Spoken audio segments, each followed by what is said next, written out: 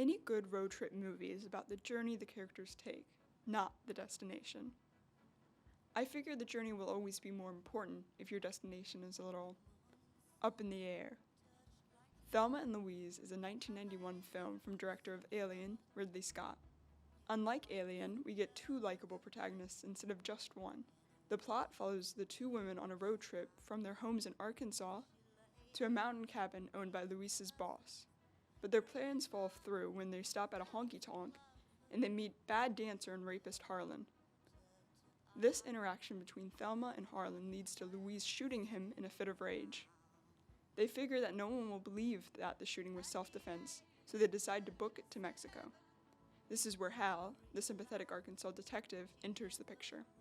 Throughout the film, the two women are vigorously pursued by Hal, though Hal is of the opinion that they could come back safely. Would you believe me if I told you this whole thing was an accident? I do believe you. That's what I want everybody to believe. Unlike the FBI's methods, their journey leads them through Arkansas, Oklahoma, New Mexico, to the Grand Canyons of Arizona. The pair commit numerous crimes such as murder, resisting arrest, destruction of property, armed robbery, disturbance of the peace, trespassing, speeding, arson, intoxicated drinking, illegal possession of a firearm, aiding in parole violations, and lying. I'm in deep shit, Jimmy. Deep shit, Arkansas. Thelma is a doting housewife married to an uncaring jerk who has a hobby of throwing fits. Thelma's growth in the film is very well crafted and is very clear looking at her interactions at the beginning of the film compared to the ending. She develops a spine and no longer allows anyone to kick her around, least of all her husband or the police. Louise is a sharp, mature woman who knows Thelma's worth. She's more skeptical of people than Thelma is, and rightly so with knowledge of the characters that Thelma hangs out with.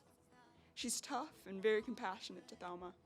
Her rough exterior erodes away throughout the movie and shows raw emotion that she hadn't before.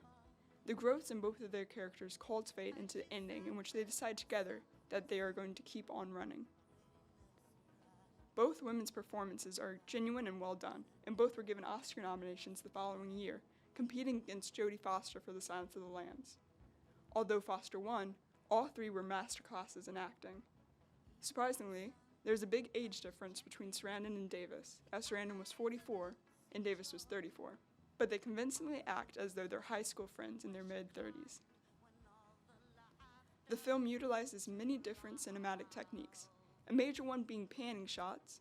These give the audience a great sense of the speed and overwhelming broadness of the environment surrounding them.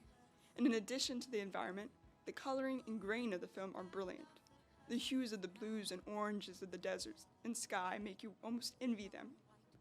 Ridley Scott also focuses on reactionary shots of the faces in the film, allowing the viewer to get more attached to the characters through the process of sympathizing with their emotions. Music also bolsters the cohesion and feeling of the film.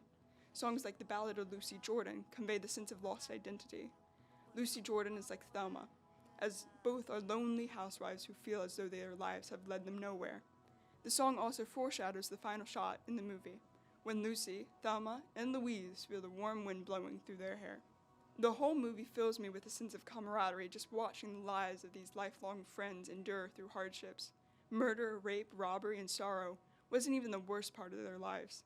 They found freedom through this road trip, more freedom than either of them had ever known in their entire lives. Freedom that allowed them to express their real emotions, feelings, and ideas.